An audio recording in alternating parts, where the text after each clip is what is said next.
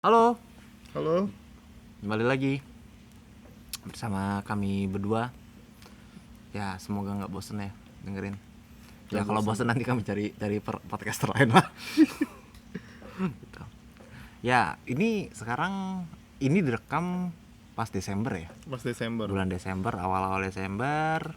Beberapa hari sebelum Harbolnas pokoknya. Mm-mm.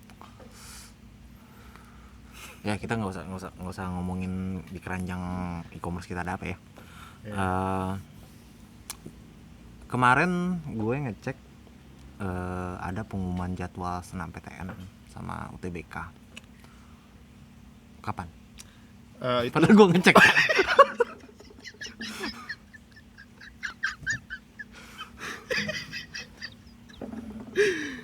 itu tanggal pokoknya tanggal belasan Mei. Artinya itu di pertengahan Mei gitu, 2 minggu setelah minggu kedua Mei. Dan artinya beda sama tahun lalu. Di tahun ini setelah Lebaran. Tahun lalu kan pas banget bulan puasa. Jadi sekarang tuh gelombang 1, gelombang 2 formatnya sama kayak tahun lalu. Artinya masih kemungkinan UTBK masih dilaksanain di universitas ya, belum dapat akses ke sekolah-sekolah. Jadi selama sebulan lagi gitu. Karena kan UTBK terakhir sebelum pandemi itu ya di sekolah-sekolah. Jadi artinya ya masih sama formatnya sih intinya gitu. Gitu, Dims. Berarti gue nggak bayangin ya, maksudnya ketika lo pengumuman itu, mungkin lo udah ngebayangin ketika berarti Desember, Januari, Februari, Maret, April, Mei. Berarti lo cuma punya kesempatan untuk belajar 5 bulan lagi. 5 bulan dan belum urusan sekolah belum kelar. Ujian sekolah, ujian semester 2, Itu belum ya? ujian praktek ya belum Belum. Januari. Makanya kan lu bisa bayangin gitu kapan ya anak-anak pengen belajar UTBK tapi ke distract mulu, apalagi gurunya selalu ini kadang tuh ini kalau misalnya jelek nanti nih nggak lulus sih, padahal tuh buat nilai sekolah aja akreditasinya. Iya nggak sih? Bukannya UN udah nggak deh? Iya, betul UN nggak ada, makanya kan sekarang bebannya di ujian sekolah.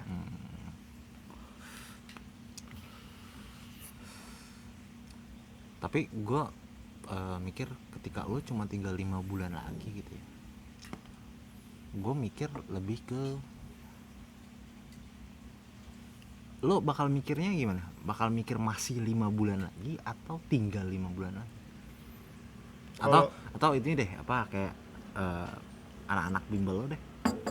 kalau anak anak bimbel gue meskipun lama itu kan maksud gue 5 bulan ya kata itu kan hitungan kasarnya ya.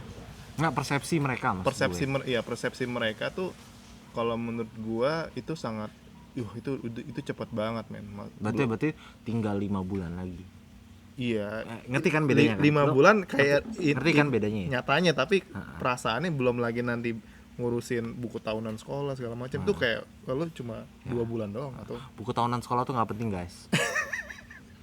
Kasih tahu aja nih. Ya menurut gue nggak penting.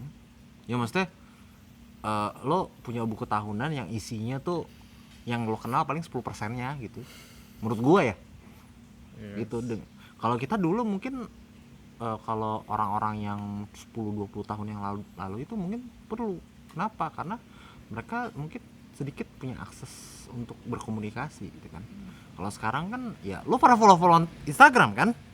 Ya udah gitu loh. Menurut gue ya. Kalau merekam kenangan kayaknya nggak banyak kenangan di buku tahunan Nah, gue udah. yang gue relate. Iya, merekam kenangan kan udah direkam sendiri sama arsipnya Instastory. Iya. Tinggal lo lihat aja.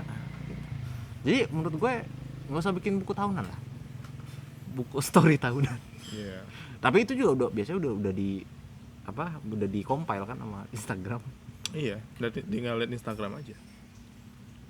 gitu. Jadi kalau gue sih bilangnya ya fokus belajar aja sih buat SBM. Fokus belajar, fokus doa. Ya fokus belajar, fokus doa, terus fokus apa lagi sih, fokus jaga kesehatan lah ya. Sama fokus update timeline Twitter jadi mabat _id. Udah ada di Twitter sekarang. Ya bener. Lucu banget Twitternya. Twitter lucu banget. Lucu banget Twitternya. Kita berusaha untuk membuat yang beda gitu, perspektif lain. Terus kalau misalnya ngomongin pengumuman jadwal, nih kita ngomonginnya pengumuman jadwal dulu ya. Menurut gue bulan Desember itu kan juga berarti bulan dimana itu adalah semester terakhir lo sebelum lo mengajukan nilai-nilai lo itu untuk jalur undangan, ya nggak sih? Kalau dapat kuota. Enggak, kita nggak ngomongin itu. Kita nggak ngomongin, ya kuota memang 20%, tapi 20% tuh gede loh. Iya, gede. Menurut gue tuh 20% gede. Gede secara nasional mungkin ya. Kalau secara sekolah ya misalnya di satu sekolah bisa sampai satu angkatan 400-an anak gitu ya. Dan dibagi dua IPA IPS 200 ya paling berapa besar ya, Dim? 30 besar, lu harus masuk 10 besar, 20 besar, dan itu pun bakal dipilih yang terbaik lagi gitu. Udah kayak zaman dulu gitu. Enggak, gue nggak tahu zaman dulu gimana.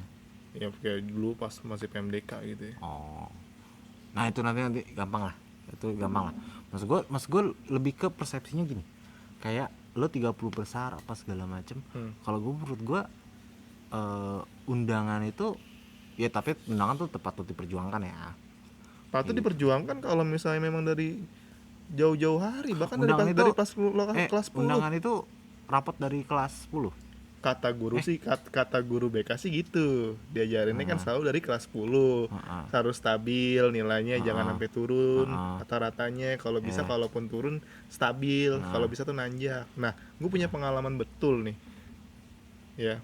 Dan itu menandakan bahwa memang ya grafik yang naik itu akan mengalahkan yang stabil.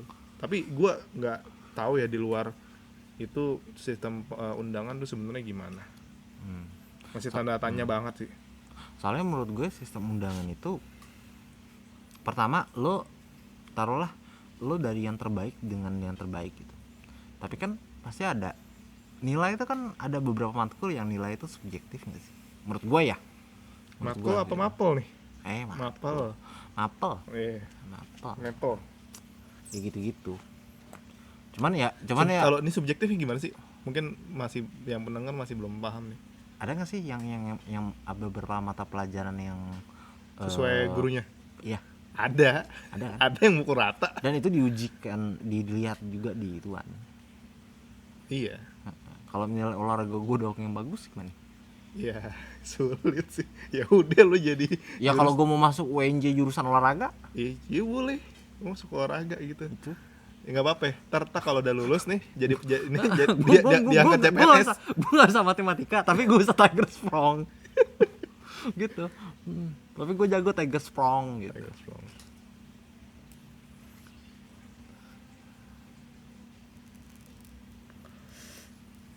Gue diem.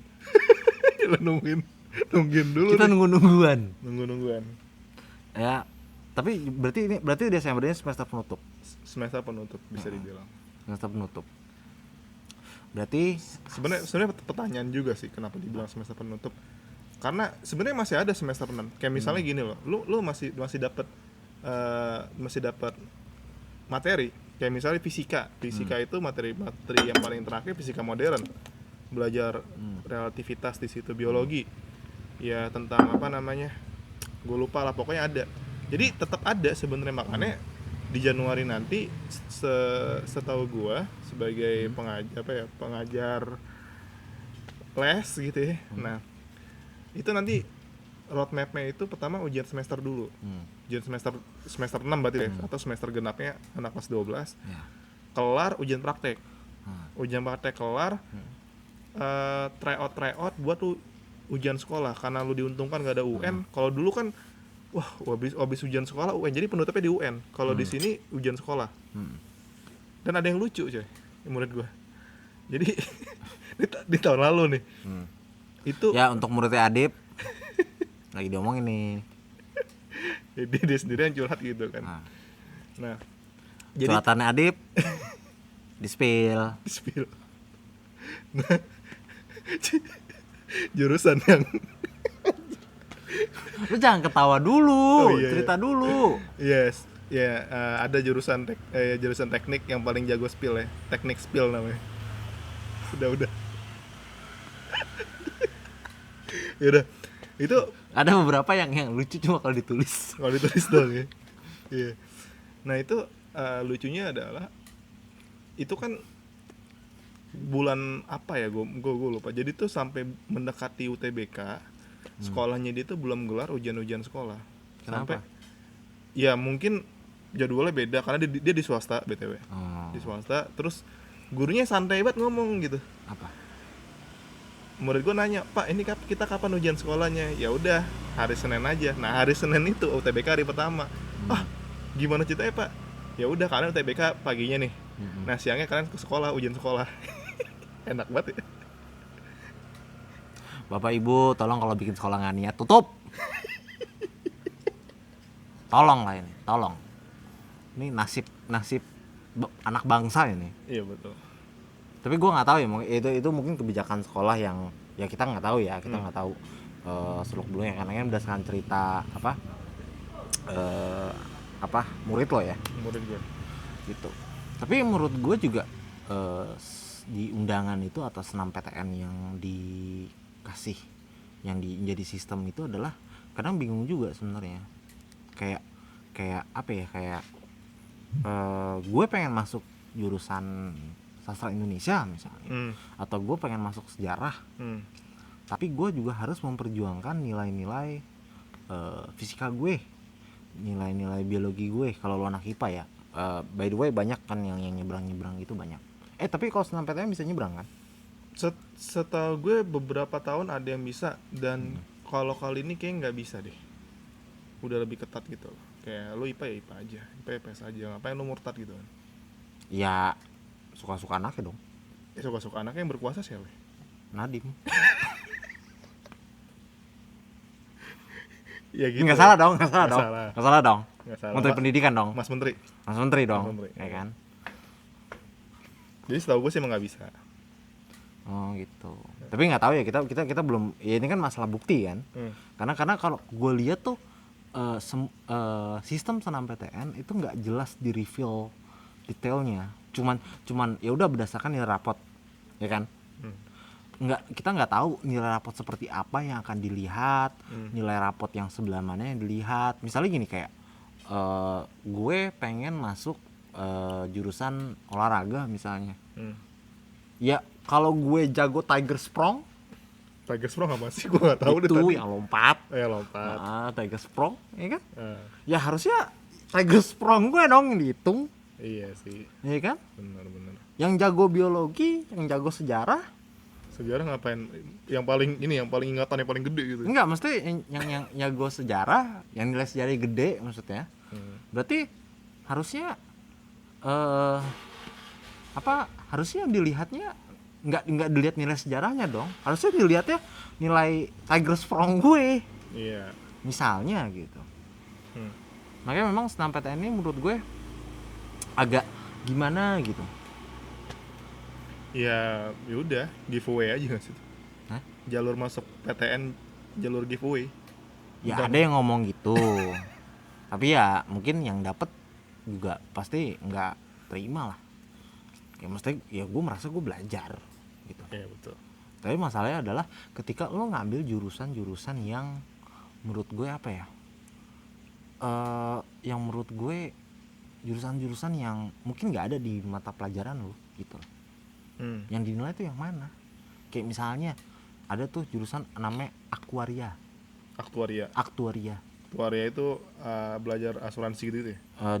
Dia seingat gue tuh dia belajar penaksiran jaminan premi.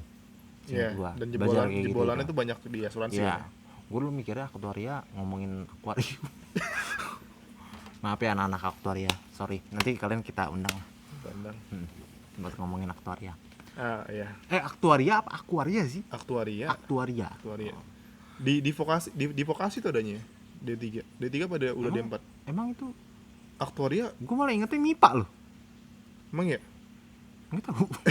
Kita tuh kuliah di mana sih? Tapi aktuaria itu baru 2016 deh seingat gue. Iya emang. Ya kita udah kuliah sih. Cuman kuliah. Kita juga ngeliatnya aktuaria ini apa gitu. Kita juga belum tahu ya di kampus lain tuh ada aktuaria apa enggak. Gue pernah nanya tuh temen gue tuh. Jadi kalau sekalinya ujian ya, satu soal tuh bisa 2 halaman folio tuh. Satu soal doang tuh ngerjain MTK-nya. 2 halaman satu soal folio. jawabannya 2 halaman folio apa soalnya 2 halaman folio? Jawabannya. Pegel banget bacanya, Pak.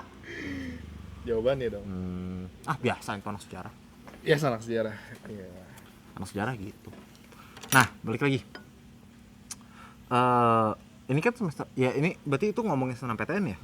Ngomongin SNMPTN. Gue berusaha untuk tidak gue nggak mengecilkan orang-orang yang SNMPTN bagus, berarti dia juga usaha 3 tahun kan. Usia 3 tahun. Mas, Tapi ya, sekali lagi gue mau nanya, berarti nilai rapot lo itu juga bersaing dengan SMA lain. Lo berarti nggak bersaing sama, nggak cuma bersaing sama temen lo kan? Nggak Betul. bersaing sama teman seangkatan lo maksudnya. betul. Berarti lo juga disandingkan sama sekolah-sekolah lain. Iya. Tentu. Disandingkan. Dan pernah waktu itu gue nggak tahu ini murid gue yang mana, tapi kayak ada simulasi di mana ada software di situ tuh kita masukin nilai raport dan itu diadu gitu, Banteng. dikepakan dong. Nah, jadi diadu, jadi ada simulasinya gitu, dan murid gue peringkat 2 lah dari semua sekolah swasta atau negeri gitu ya. Jadi memang bener, memang diadu dengan yang lain. Iya, karena menurut gue kayak SNMPTN atau undangan ini itu salah satu jalur masuk yang ini menurut gue ya Misterius. paling misterius hasilnya. Padahal perjuangannya 3 tahun. Padahal perjuangannya 3 tahun. Lu bayangin gak sih berapa banyak orang, murid ya, peserta didik tuh yang mengorbankan ya waktu untuk sosialisasinya dengan dari kelas 10 udah ngambis gitu. Atau ada orang-orang yang mungkin merasa kayak gue nggak bakal bisa deh masuk jalur undangan, mendingan gue konsentrasi buat SBMPTN atau Biasanya kayak gini udah mandiri. ya pemikiran anak-anak yang udah kelas 12 ya, yang udah ya lapor gue emang udah jelek mulu dan gue nggak bakal masuk berapa besar Iya, gitu. berarti ada ya anak-anak yang 2 kali nerima rapot, udahlah selamat tinggal SNMPTN. Iya. Gitu kali ya. Tapi emang tuh udah didoktrin dari kelas 10 untuk Anda ini kalau bisa dapat undangan. Nah itu gue nggak ngerti tuh, apakah memang berpengaruh terhadap akreditasi sekolah ya? Kalau misalnya yang lebih banyak yang dapat undangan tuh atau gimana gitu. Soalnya beneran dari kelas 10. Tapi sama menurut guru BK. menurut gue semakin banyak orang yang masuk lewat undangan, menurut gue itu memang menunjukkan kualitas sekolahnya. Istilahnya ya anak pinter tuh tiap sekolah pasti ada. Iya. Tapi lu bisa bikin semua anak sama pintarnya itu sulit. Iya, Ya enggak? betul. Dan ketika akreditasi sekolahnya tinggi atau banyak yang masuk undangan, misalnya lo jalur undangan, maka sekolah itu akan dilirik oleh mungkin ya bapak ibu orang tua wali murid yang anak-anak kayak SMP mau masuk SMA. Setuju sih gue. Gitu, sehingga mungkin akan beredar di masyarakat ini adalah sekolah favorit gitu. Dan FYI sebenarnya yang paling bidang di kelas 12 yang paling krusial banget itu sebenarnya BK. Karena ada Ntar dulu, BK apaan? bimbingan konseling, Pak. Hah? Bimbingan konseling tuh yang ngurusin, ada kalau anak-anak pengen curhat, bermasalah. Nah, itu memang konseling. BK ya. Dulu zaman gue di sekolah gue BK cuma buat Apa ya? kalau gue bolos tuh. Bolos masuk BK. Iya, Bolos masuk BK. Ini gue dapet sharing dari murid gue juga sih. Enggak sih, gue sih nggak pernah ke situ sih. Di situ ya. Soalnya gini, kenapa gue bilang paling krusial? Karena ada sekolah yang BK-nya jago. Jago dalam artian kan sebenarnya target BK itu salah satunya ya yang gue dengar. Gimana lu bisa meratakan semua anak murid lu tuh masuk PTN semua. Rata masuk PTN semua. Rata. Iya kan? Bayangin gini, dalam satu kelas 70% pengen di satu universitas yang sama. Iya kan? Nah, ini ulang gimana? misalnya satu kelas ada 40. Heeh. 30-nya di satu universitas yang sama. Kan susah gitu. Nah, ada sekolah yang jago. Gimana caranya bikin 30 ini menyebar sesuai dengan peluang-peluangnya. Jadi ada yang dapat di ITB, UI, nyebar gitu. Dibandingkan ada sekolah yang 30 murid gue nih dari 40 masuk ke satu universitas semua dan susah untuk diarahinnya gitu. Jadinya ya lu tahu sendiri gitu. Pasti kan 30 nggak mungkin dong 30-30-nya, kayak kecuali sekolahnya emang jago gitu ya. Emang ini banget gitu. Jadi OP. emang OP. Kagak dinervin gitu. Nah, jadi itu ya udah, lu gimana? Pasti presentasenya tuh kecil jadinya kalau misalnya lu cuma fokus satu universitas doang, apalagi ya. Tapi ntar dulu 20% jalur SNMPTN itu berarti maksudnya apa? 20%. Jadi kan gini, di jam beberapa zaman kan beda-beda. Ada yang 100% lu semua ngikut, nanti urusan pusat yang ngatur siapa yang dapat. Jadi kan misalnya gue yang tadinya pinter di kelas 10, peringkat 10 besar, satu angkatan, di kelas 3 jadi peringkat 190 besar misalnya. Itu bisa ya? Bisa, jadi downgrade parah itu gara-gara main FM. Ya mungkin kelas 10 dia nilainya bagus, terus karena nilainya bagus dibeliin kelas 4 iya, gitu ya. Sempat. Nah, jadi kan turun banget. Ada zaman yang semuanya ngikut nih. Jadi ada peluang gue. Ya kan misalnya, ya gue milih aja jurusan yang sepi gitu. Tapi Sastra Indonesia gitu. Iya katakanlah gitu.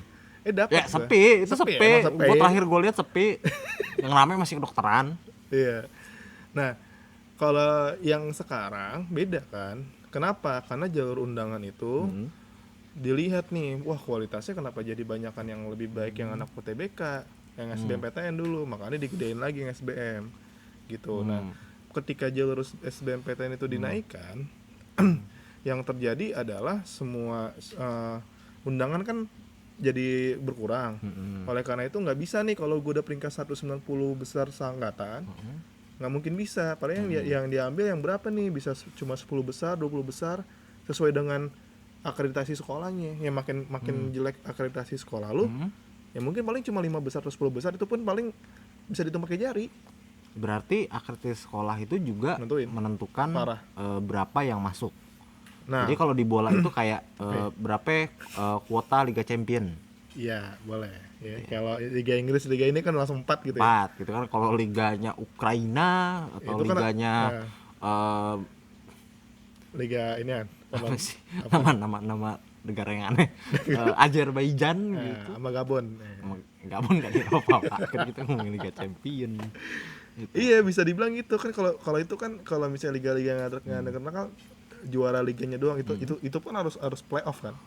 Lawan juara liga yang ini baru lu bisa masuk kan. Iya, sama kejadiannya kayak gitu. Oh gitu. Berarti SNMPTN ini makin kabur, makin apa ya? Makin blur ya menurut gue. Makin blur kriteria apa segala macam, kayak berbagai, makin banyak faktor yang mengurangi atau menambah chance lo buat masuk ke PTN pilihan lo. Iya betul. Jadi kalau misalnya bagi lo yang udah berpikir bahwa ya udah emang gue sepakat bahwa SNMPTN itu giveaway, iya bagi gue itu ada bener juga. Mungkin saking blurnya kali ya. Saking blurnya. Ya. Giveaway aja masih ada aturannya Pak. Masih lebih jelas giveaway minimal follow, like, komen. Komen sama bener kan? Sama story jangan lupa. Iya, masukin story. Masukin story kan. Baru ntar abis itu kan akun-akunnya dimasukin ke itu tuh. Terus itu dimasukin ke aplikasi yang randoming tuh. Yeah. Aplikasi yang roulette gitu kan. Yeah. Buat milih. Tapi fun fact-nya adalah seblur apapun SNMPTN, ya harus terima kenyataan banyak yang masih mengharapkan itu. Ya 20% Pak. 20% dari jatah seluruh kampus gede. Betul. Pak, tetap. Kalau misalnya kampus itu nerima 1000, ada 200 orang. Tuh. Karena kalau dari gue sendiri biasanya kalau di semester 2 itu tiba-tiba yang pengen les itu jadi semakin banyak gitu. Ibaratnya lu iklanin untuk menstabilkan nilai lu. Iya, itu orang-orang yang panik. Soalnya gue udah nggak dapet nih, gue harus les nih, gitu loh. Maksudnya orang-orang panik? Ya orang yang panik yang habis 2 kali dapat rapot jelek. Bukan. Oh, bukan. Yang berharap di undangan. Itu yang gue garis bawahi. Jadi fun fact-nya banyak banget. Tapi memang undangan tuh enaknya adalah lu bisa 2 atau 3 bulan lebih awal keterima. Ya iya. pengumumannya. Jadi lo bisa santai 2-3 bulan tuh enak menurut gue. 2-3 Menurut bulan gue tuh ya. main FM dari tahun 2020 sampai 2100. Oh enggak, kalau FM Mobile cuma sampai 50 tahun, Pak. 50 tahun. Tamat habis itu ya, kredit. Tamat habis itu. Nanti kita kayaknya harus bikin channel lagi nih bahas FM. Enggak mau. Nggak mau. Udah banyak saingan. Oke, lanjut nih. Emang kita alih strategi Twitter. Oh iya, boleh. Nah, tapi menurut gue gini, balik lagi ke undangan. Ini menarik banget sebenarnya ngomongin undangan. Kita nggak tahu apakah nanti kita akan ngomongin jalur masuk lain apa enggak, apa kita jadi satu episode. Atau mungkin jalur undangan kita ngomongin di satu sesi. Ya full mungkin ya, mungkin. Berarti jalur undangan ini, tapi gini, kita berandai-andai dengan perspektif lo, kita berandai-andai. Kalau jalur undangan dihapus, lebih baik atau enggak? Kalau Entah lebih baik bagi sekolahnya, entah lebih baik dari bagi muridnya. Jadi menurut lo kalau misalnya jalur undangan dihapus, cuma jadi 2 jalur, misalnya jalur mandiri sama SBMPTN. Betul. Menurut lo siapa yang dirugikan, siapa yang diuntungkan? Yang paling rugi tuh nggak lu siapa? Bimbel. Masa? Ya iyalah. Jadi ngapain lagi gue les kelas 10? Berarti gue lesnya Desember aja gitu ya? Gue lesnya kelas 12 aja. Gitu ya? Gitu. Pertama bimbel yang paling dirugikan. Dan yang kedua, kalau misalnya melihat seperti itu, ya bayangin aja, lu mungkin yang paling diuntungkan muridnya ya, kayak lebih, ya gue lebih ngerasain, oh SMA tuh zaman-zaman gue bebas-bebasnya gitu, nggak usah belajar mulu, karena kebanyakan dari mereka akan bermindset bahwa dimarahin sama TXT dari ngambis lu. ya mohon maaf Kak Paujan.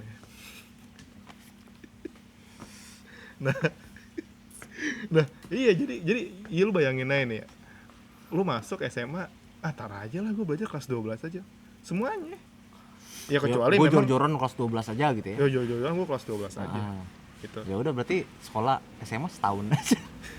Iya. Dan itu mengurangi kayak daya saing atau daya kompetisi lo ya. Karena kan banyak juga orang yang ngejar non akademisnya. Ikutin lomba-lomba kan buat nih biar masuk buat masukin undangan. Jadi itu juga akan berkurang. Itu masuk juga di undangan. Bisa. Iya. Diperhitungkan juga. Diperhitungkan gitu. Semua sertifikat yang lu dapat itu. Atau jangan-jangan sebenarnya tidak diperhitungkan, itu cuma biar guru-guru mendorong anak-anak lomba aja. Bisa. Karena kan piala. Karena balik lagi kan, sekabur itu ketentuan untuk senam PTN. Iya. Lu cuma ditampilkan, ya mungkin ini agak kritik ya. Lu cuma ditampilkan persyaratan berkas yang harus diunggah misalnya. Nah, ini pertanyaan menarik buat lo, ku tanya. Kalau menurut lo idealnya itu nih, misalnya lu Mas Menteri nih, ya, Mas Menteri. Ya. Apakah pertanyaan gue pertama, apakah lu akan tetap mengadakan jalur undangan itu tetap ada? Kalau ada, berapa persen? Apakah akan lebih banyak atau lebih sedikit dari UTBK? Dan aturannya apa? Kalau gue banyak-banyakan follower ya. Kasihan dong yang daerah-daerah. Apa? Kasihan dong dari pedalaman.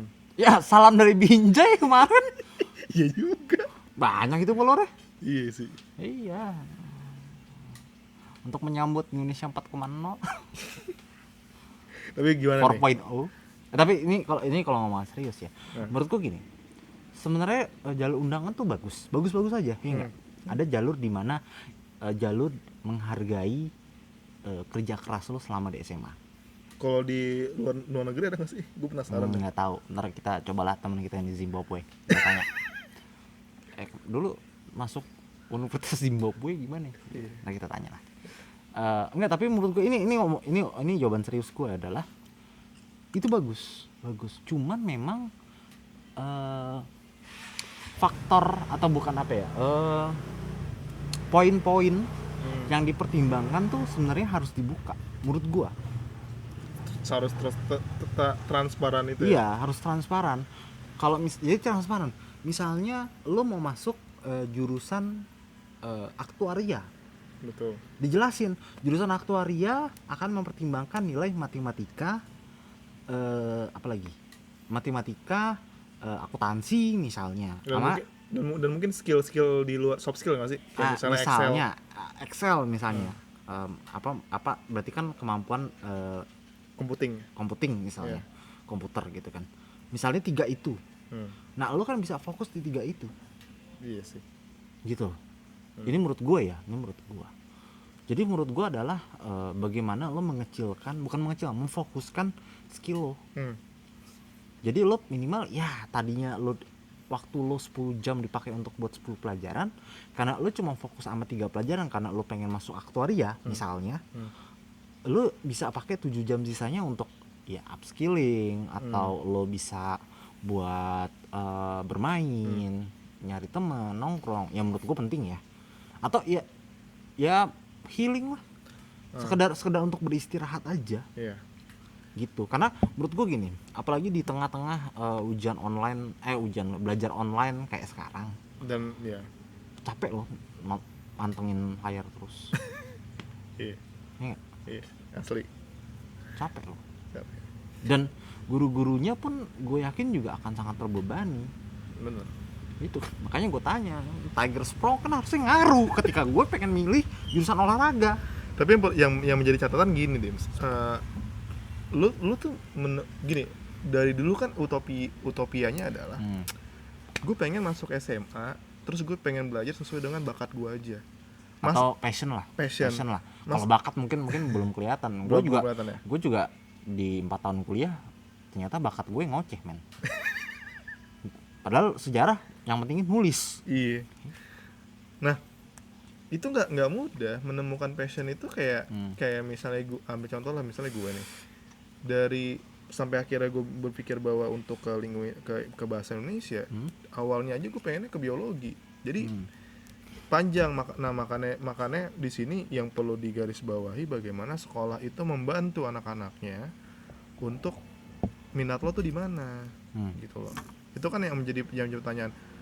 Ya sekarang orang abis SMP ya kan masuk ke SMA. Itu dari berapa pelajaran ya? Katakanlah 9. Lu masuk ke SMA jebret jadi 15 mata pelajaran. Kan harus ada perkenalan dulu, kimia kayak begini. Jadi itu emang apa yang lu ucapkan itu indah banget. Tapi secara teknisnya, kenapa itu jadi pertanyaan gue juga, kenapa dari dulu nggak kesampaian gitu, nggak pernah kesampaian, dimana sekolah itu berperan untuk membantu muridnya menemukan passionnya. Ya tapi itu penjelasannya bakal panjang banget sih sebenarnya. Karena obrolan kita jadi kemana-mana karena itu sudah 30 menit. Ya kan? Ya, berarti harus ada part 2 kali. Ya, ini 16 part ya. Karena ngomongin senam PTN atau undangan ini memang benar-benar panjang gitu loh. Panjang. Ya, belum nanti kita bahas juga tentang kenapa diganti-ganti namanya ya. Dulu kan PMDK ya.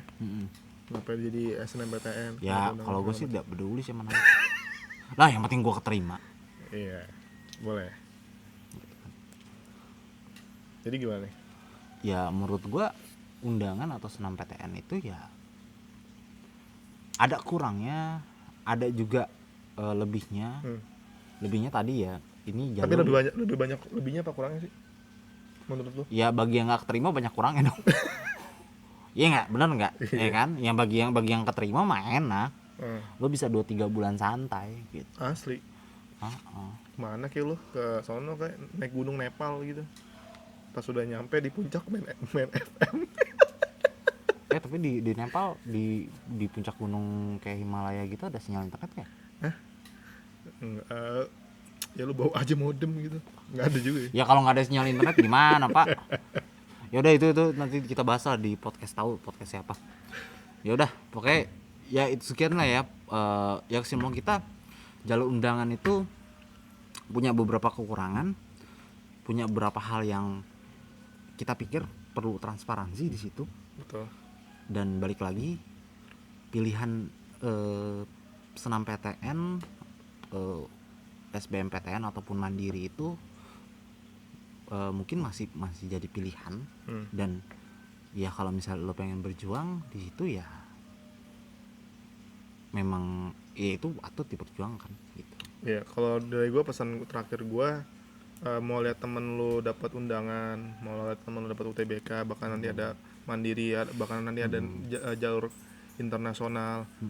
Ya semuanya itu bagi gue udah jalannya masing-masing. Ya kita nggak usah iri, nggak usah dengki sama teman-teman yang udah dapat undangan duluan atau gimana, dan yang dapat juga jangan apa ya, Oh kalau gue bakal iri dengki sih jangan dapet. Jujur aja, gue nggak sebaik itu sih. Gue sih ya itulah perbedaan kutub di antara kita. Tapi intinya bagi gue, lo nggak usah terlalu want to know banget lah atas hal-hal yang sebenarnya kalau lo pun lo tahu nanti lo tambah insecure gitu. Jadi apa ya udah belajar aja, Tuhan maha tahu dan maha adil, udah gitu. ya udah. Oke, sekian dulu kali ya.